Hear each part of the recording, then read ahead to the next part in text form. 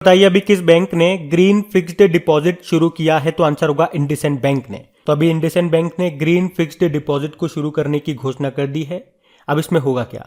इसमें जमा राशि का उपयोग संयुक्त राष्ट्र के सतत विकास लक्ष्यों यानी कि यूनाइटेड नेशन के सस्टेनेबल डेवलपमेंट गोल्स का समर्थन करने वाली परियोजनाओं और फर्मों के वित्त पोषण के लिए किया जाएगा।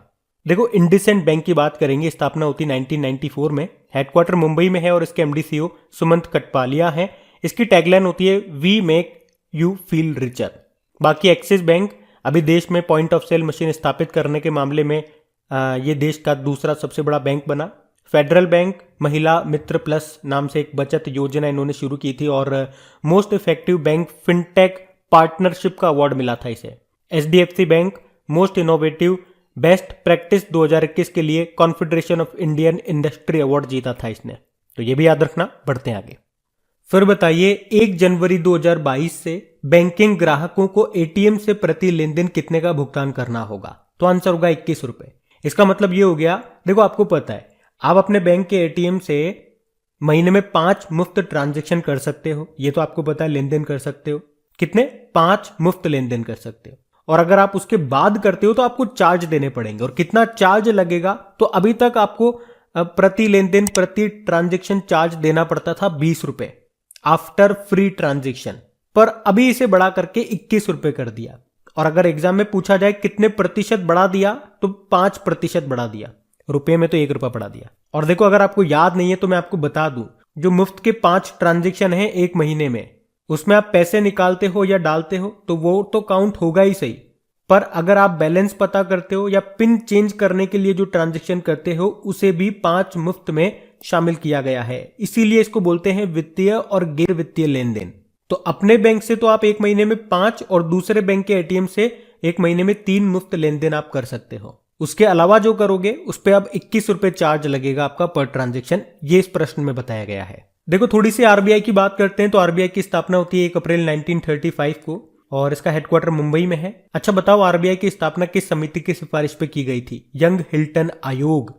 इसका राष्ट्रीयकरण हुआ 1 जनवरी 1949 में। गवर्नर वर्तमान में है शक्तिकांत दास, 25वें नंबर के हैं। गवर्नर से भी 2 नाम याद रखना। पहले ब्रिटिश गवर्नर ऑसबॉर्न स्मिथ थे, पहले इंडियन गवर्नर सीडी देशमुख हैं। इस आरबीआई का लोगो होता है, उसमें एक पेड़ आपको मिलेगा, उसे कहते हैं पाम ट्री, ताड़ का पेड़। और जो जानवर होता है वो रॉयल बंगाल टाइगर है। अभी आरबीआई की रिपोर्ट आई थी और उसके अनुसार देश का सबसे बड़ा मैन्युफैक्चरिंग हब कौन सा राज्य बन रहा है? तो आंसर होगा गुजरात। अच्छा, इसी तरह से एक और क्वेश्चन हम लोगों ने पढ़ा था कि अब से एटीएम में अगर कैश खत्म हो जाता है तो उस केस में भी बैंकों पे 10,000 रुपए का जुर्माना लगाएगा आरबीआई। अगर 1 महीने में किसी भी बैंक के किसी भी एटीएम में कैश खत्म हो गया और 10 घंटे तक भी कैश की सप्लाई नहीं हुई तो फिर उस पर चार्ज लगेगा 10,000 रुपए। देखो, आरबीआई से 3 बुकें मैं आपको बताऊंगा। इसके जो पूर्व गवर्नर थे बिमल जालान, उन्होंने बुक लिखी द इंडिया स्टोरी। और पूर्व गवर्नर एक और थे उर्जित पटेल, उन्होंने भी बुक लिखी है overdraft saving the Indian saver. एक पूर्व डेप्यूटी गवर्नर थे विरल आचार्य, उनकी बुक का नाम है quest for restoring financial stability in India. तो ये ध्यान रखना। आप बढ़ते आगे। फिर आपको बताना है अभी आरबीआई ने अंतरराष्ट्रीय प्रेषण व्यवसाय इसके लिए किस बैंक को मंजूरी दी है? तो आंसर होगा फिनो पेमेंट बैंक को। तो अभी आरबीआई ने मनी ट्रांसफर सर्विस स्कीम के तहत सीमा पार प्रेषण व्यवसाय शुरू करने के लिए फिनो पेमेंट बैंक को मंजूरी दे दी है। तो अब फिनो पेमेंट बैंक के कस्टमर्स विदेशों से भेजे गए पैसे प्राप्त कर सकेंगे। फिनो पेमेंट बैंक की स्थापना होती है सन 2006 में। अध्यक्ष महेंद्र कुमार चौहान है, एमडी सीईओ ऋषि गुप्ता है, मुंबई में इसका हेडक्वार्टर है। अच्छा, एक देश से जैसे कि आप दूसरे देश में चले गए और अपने देश में जो पैसे भेजते हो अपने घर वालों को कमा कमा के, उसको कहा जाता है प्रेषण यानी कि रेमिटेंस। तो रेमिटेंस प्राप्त करने के मामले में नंबर 1 कंट्री कौन सा रहा? अभी एक रैंक आई थी, उसके हिसाब से बात कर रहे हैं। तो आंसर होगा इंडिया। ध्यान रखना ये। फिर बताइए, अभी एसबीआई ने मुफ्त ऑनलाइन आईएमपीएस लेन देन की सीमा को 2 लाख रुपए से बढ़ाकर कितना कर दिया? तो आंसर होगा 5 लाख रुपए। आईएमपीएस मतलब इमीडिएट पेमेंट सर्विस यानी कि तत्काल भुगतान सेवा। तो ये एक ऐसा बैंकिंग पेमेंट सर्विस है जिसको इस्तेमाल करके आप रियल टाइम में पैसे को एक अकाउंट से दूसरे अकाउंट में भेज सकते हो। मतलब हाथों हाथ पैसे चले जाएंगे। वैसे आपने एनईएफटी और आरटीजीएस के बारे में भी सुना होगा, उसे भी हम इस्तेमाल करते हैं पैसा भेजने में एक अकाउंट से दूसरे अकाउंट में, पर उसमें थोड़ा सा समय लग जाता है। पर आईएमपीएस के माध्यम से पैसा तुरंत ट्रांसफर हो जाता है। इधर आपने भेजा, उधर पैसा चला गया, आपको इंतजार नहीं करना पड़ता। अच्छा, मैंने दो नई टर्म बोली अभी, एनईएफटी और आरटीजीएस। इनकी फुल फॉर्म आप याद रखा करो। इस तरह की जो फुल फॉर्म आती है ना, खास तौर पे बैंक के एग्जाम, रेलवे वगैरह में, ग्रुप डी वगैरह में ये इंपॉर्टेंट होती है। जैसे कि आईएमपीएस की मैंने आपको बताया, इमीडिएट पेमेंट सर्विस। एनईएफटी की क्या होगी, national electronic fund transfer. RTGS की क्या होगी, रियल टाइम ग्रॉस सेटलमेंट। तो अभी हुआ क्या, एसबीआई ने अपने ग्राहकों को डिजिटल बैंकिंग अपनाने के लिए प्रोत्साहित करने के लिए मुफ्त आईएमपीएस ऑनलाइन लेनदेन की सीमा को 2 लाख रुपए से बढ़ाकर 5 लाख करने का फैसला किया है। मतलब 5 लाख रुपए तक के आईएमपीएस लेनदेन पर कोई भी चार्ज नहीं लगेगा। आईएमपीएस की शुरुआत सबसे पहले NPCI, national payment corporation of India ने की थी सन 2010 में। देखो, एसबीआई की बात है। एसबीआई की स्थापना होती है 1 जुलाई 1955 में। हेडक्वार्टर मिलेगा मुंबई में। चेयरमैन कौन है, दिनेश कुमार खारा। और इसके पूर्व अध्यक्ष का नाम क्या था, रजनीश कुमार। और उन्होंने अभी एक बुक भी लिखी थी, वो भी करंट अफेयर्स का ही क्वेश्चन है। बुक का नाम क्या है? चलिए, ये प्रश्न मेरा आपसे रहेगा, बुक का नाम क्या है बताइए। हम बढ़ते हैं आगे। अच्छा बताइए, अभी बैंक ऑफ बड़ौदा की ब्रांड एंडोर्सर कौन बन गई हैं? तो आंसर होगा शेफाली वर्मा। तो बैंक ऑफ बड़ौदा ने क्रिकेटर शेफाली वर्मा को अपना ब्रांड एम्बेसडर बनाया है। शेफाली वर्मा। अच्छा, शेफाली वर्मा के नाम से आपको क्या याद आता है? सभी फॉर्मेट में डेब्यू करने वाली सबसे युवा भारतीय खिलाड़ी बनी थी ये। अच्छा, अभी स्मृति मंधाना से आपको याद आएगा, बिग बैश लीग में शतक लगाने वाली पहली भारतीय महिला बनी थी ये। उसके अलावा पिंक बॉल क्रिकेट में टेस्ट शतक बनाने वाली पहली भारतीय महिला भी बनी थी ये। और अंतरराष्ट्रीय क्रिकेट में 10,000 रन बनाने वाली पहली भारतीय महिला क्रिकेटर कौन बनी थी? मिताली राज बनी थी। तो ये भी ध्यान रखना। बढ़ते आगे। बताइए, अभी किस बैंक ने UI path automation excellence award 2021 को जीता? South Indian bank. तो अभी साउथ इंडियन बैंक ने क्राइसिस फॉर बिजनेस कॉन्टिन्यूटी के तहत सर्वश्रेष्ठ ऑटोमेशन के लिए UI path automation excellence award 2021 को जीता। तो ये जो पुरस्कार है, ये बैंक को रोबोटिक प्रोसेस ऑटोमेशन क्षमताओं के असाधारण उपयोग के लिए दिया गया है। UI path automation excellence award का उद्देश्य है ऑटोमेशन के बदलाव करने वालों को पहचानना। बाकी IndusInd bank green fixed deposit इसने शुरू किया। एक्सिस बैंक तो देश में पॉइंट ऑफ सेल मशीन स्थापित करने वाला दूसरा सबसे बड़ा बैंक बना था एक्सिस बैंक। एचडीएफसी बैंक की बात करें तो मोस्ट इनोवेटिव बेस्ट प्रैक्टिस 2021 के लिए कॉन्फेडरेशन ऑफ इंडियन इंडस्ट्री का अवार्ड जीता था। साउथ इंडियन बैंक का हेडक्वार्टर मिलेगा आपको त्रिशूर, केरल में। एमडी सीईओ है मुरली रामकृष्णन। टैगलाइन होती है एक्सपीरियंस नेक्स्ट जनरेशन बैंक। बढ़ते हैं आगे। तो बताइए, अभी किस जनरल इंश्योरेंस कंपनी ने हैशटैग बहाने छोड़ो टैक्स बचाओ अभियान को शुरू किया? एसबीआई जनरल इंश्योरेंस ने। तो अभी एसबीआई जनरल इंश्योरेंस ने टैक्स बचाने और स्वास्थ्य बीमा खरीदने की आवश्यकता के बारे में जागरूकता बढ़ाने के लिए हैशटैग बहाने छोड़ो टैक्स बचाओ नाम से एक अभियान को शुरू किया है, जिसका उद्देश्य साफ है, लोगों को जागरूक करना कि कैसे स्वास्थ्य बीमा खरीदने से आपको टैक्स बचाने में मदद मिलेगी। एसबीआई जनरल इंश्योरेंस, जिसकी स्थापना होती है 24 फरवरी 2009, मुंबई में हेडक्वार्टर है। एमडी सीईओ प्रकाश चंद्र कांडपाल है और इसका टैगलाइन होता है सुरक्षा और भरोसा दोनों। बाकी इफको टोक्यो जनरल इंश्योरेंस के अभी एमडी सीईओ बने थे HO Suri. Bajaj alliance general insurance ने अभी hashtag care for hockey campaign को शुरू किया था। एलआईसी ने अभी 2 एप्लीकेशन को लॉन्च किया था। एक है आनंद एप्लीकेशन, जो कि एजेंटों के लिए है, और डेवलपमेंट ऑफिसर्स के लिए प्रगति नाम की एप्लीकेशन है। याद रखना ये। बढ़ते आगे। चलो बताओ, एलआईसी डीजी जोन का उद्घाटन कहां पे किया गया? आंसर होगा मुंबई में। तो अभी एलआईसी ने अपने ग्राहकों के लिए अपनी बिक्री और सेवाओं को बढ़ाने के लिए मुंबई के बांद्रा कुर्ला कॉम्प्लेक्स में एलआईसी डीजी जोन का उद्घाटन किया। तो निगम डीजी जोन परिसर में स्थापित कियोस्क के माध्यम से अपने उत्पादों और सेवाओं के संबंध में जानकारी प्रदान करेगा, और यहां से ग्राहक डीजी जोन में अपनी ऑनलाइन पॉलिसी भी खरीद सकते हैं, साथ में प्रीमियम का भुगतान भी कर सकते हैं और भी अन्य सेवाओं का लाभ उठा सकते हैं। बाकी एलआईसी की बात करोगे, मुंबई में हेडक्वार्टर है, अध्यक्ष है एमआर कुमार। अभी इसी ने आरोग्य रक्षक स्वास्थ्य बीमा योजना को शुरू किया था। बाकी मैंने आपको बता ही दिया, एलआईसी ने अभी प्रगति एप्लीकेशन को लॉन्च किया था और आनंद मोबाइल एप्लीकेशन को भी लॉन्च किया था। बढ़ते आगे। अच्छा बताइए, अभी आरबीआई ने वित्तीय परिदृश्य पर ध्यान केंद्रित करने के लिए किस विभाग की स्थापना की? तो आंसर होगा फिनटेक विभाग। तो अभी आरबीआई ने भारत में गतिशील रूप से बदलते वित्तीय परिदृश्य के साथ तालमेल रखते हुए फिनटेक क्षेत्र में और नवाचार पर ध्यान केंद्रित करने के लिए एक फिनटेक विभाग की स्थापना की है। फिनटेक मतलब हो गया, इसको तोड़ोगे तो क्या बन जाएगा, फाइनेंशियल टेक्नोलॉजी की बात हो रही है। तो क्यों की गई इसकी स्थापना, तो बदलते वित्तीय परिवेश में वित्तीय समावेशन यानी कि फाइनेंशियल इंक्लूजन को बढ़ाने के लिए फिनटेक विभाग की स्थापना की है। फाइनेंशियल इंक्लूजन मतलब क्या हो गया, देश के हर व्यक्ति को बैंकिंग सेक्टर से जोड़ना, ये सीधा सा इसका मतलब होता है। देखो आरबीआई की स्थापना कब होती है, 1 अप्रैल 1935 में। हेडक्वार्टर मिलेगा मुंबई में। वर्तमान में इसके गवर्नर है शक्तिकांत दास, जो कि 25वें नंबर के हैं। पहले ब्रिटिश गवर्नर थे ऑसबॉर्न स्मिथ, पहले इंडियन गवर्नर थे सीडी देशमुख। तो ये आप ध्यान रखना बढ़ते आगे।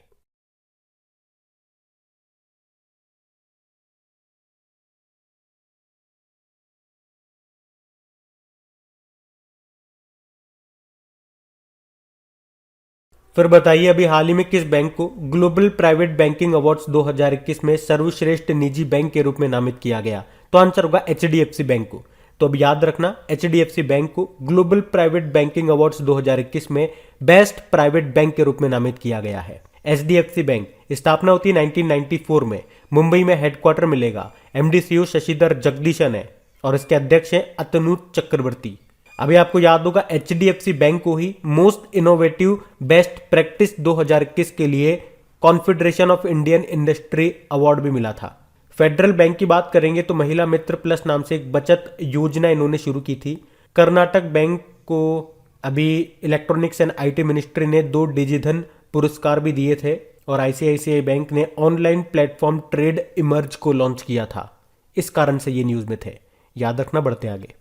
चलिए फिर बताइए अभी भारत में सबसे पसंदीदा यूपीआई लाभार्थी बैंक कौन सा बन गया। यूपीआई मतलब होता है यूनिफाइड पेमेंट इंटरफेस, तो आंसर होगा इसका पेटीएम पेमेंट बैंक। तो अभी पेटीएम पेमेंट बैंक भारत में सबसे बड़ा और सबसे तेजी से बढ़ने वाला यूपीआई लाभार्थी बैंक बन गया है। ये एक महीने में 926 मिलियन से ज्यादा यूपीआई लेन देन करने वाला देश का पहला लाभार्थी बैंक बन गया है। दूसरे नंबर पे एसबीआई है। देखो पेटीएम पेमेंट बैंक की बात करते हैं तो इसका हेडक्वार्टर मिलेगा आपको नोएडा यूपी में। एमडी सीईओ सतीश कुमार गुप्ता है और अध्यक्ष आप जानते ही हो विजय शेखर शर्मा है। अभी आपको याद होगा पेटीएम पेमेंट बैंक को आरबीआई ने शेड्यूल्ड बैंक यानी कि अनुसूचित बैंक का दर्जा भी दिया था। और अभी पेटीएम पेमेंट बैंक ने ही कश्मीरी गेट मेट्रो स्टेशन पर भारत की पहली फास्टैग आधारित मेट्रो पार्किंग सुविधा भी शुरू की थी। बाकी बैंक ऑफ बड़ौदा अभी इसने ब्रांड एंडोर्सर बनाया शेफाली वर्मा को।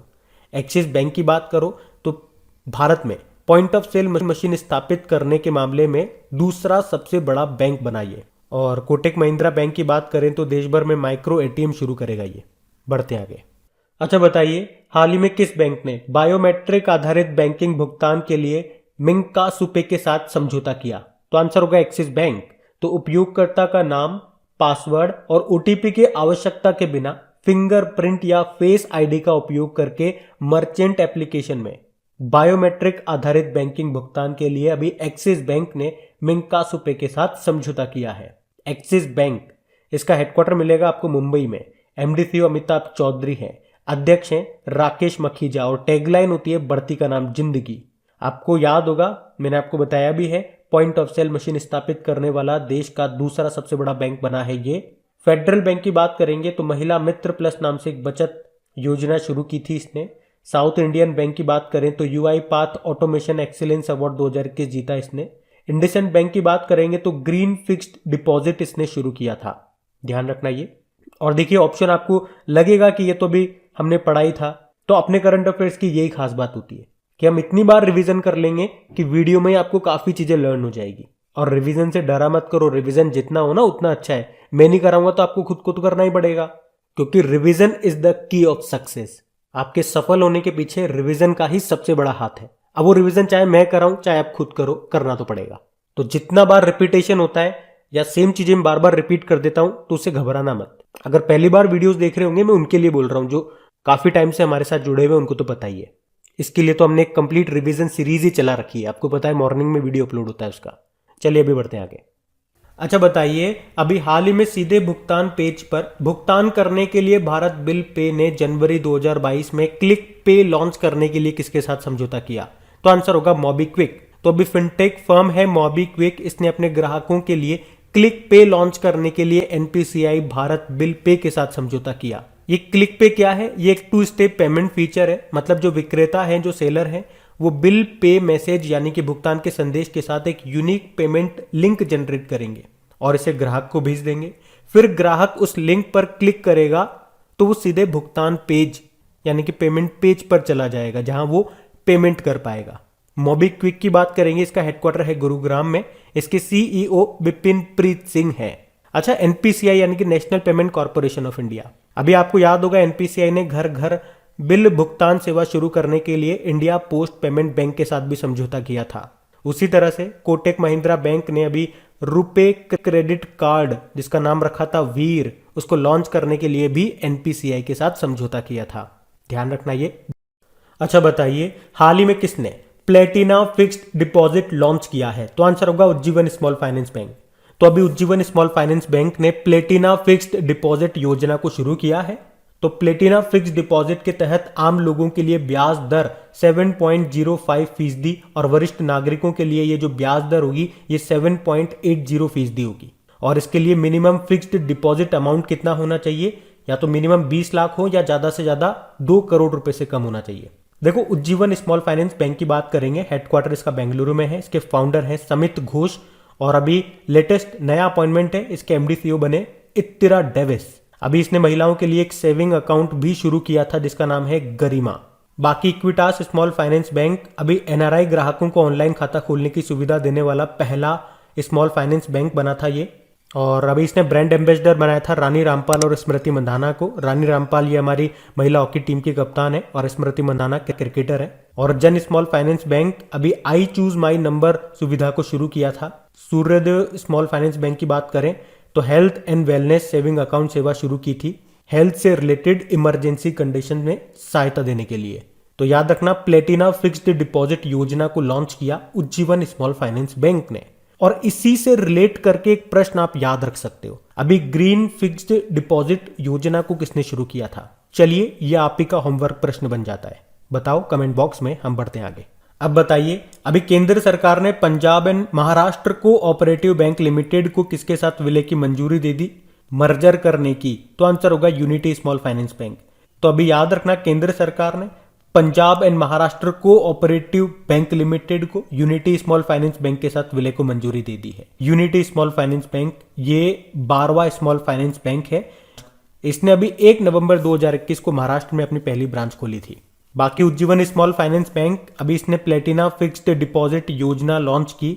इक्विटास स्मॉल फाइनेंस बैंक अभी आपको याद होगा, जो हमारी भारतीय महिला हॉकी टीम की कप्तान है रानी रामपाल और हमारी जो क्रिकेटर है स्मृति मंधाना, उनको इसने ब्रांड एम्बेसडर बनाया। और एनआरआई ग्राहकों को ऑनलाइन खाता खोलने की सुविधा देने वाला पहला स्मॉल फाइनेंस बैंक भी बना था ये। सूर्योदय स्मॉल फाइनेंस बैंक की बात करें तो health and wellness saving account सेवा को शुरू किया था हेल्थ से रिलेटेड इमरजेंसी कंडीशंस में सहायता के लिए।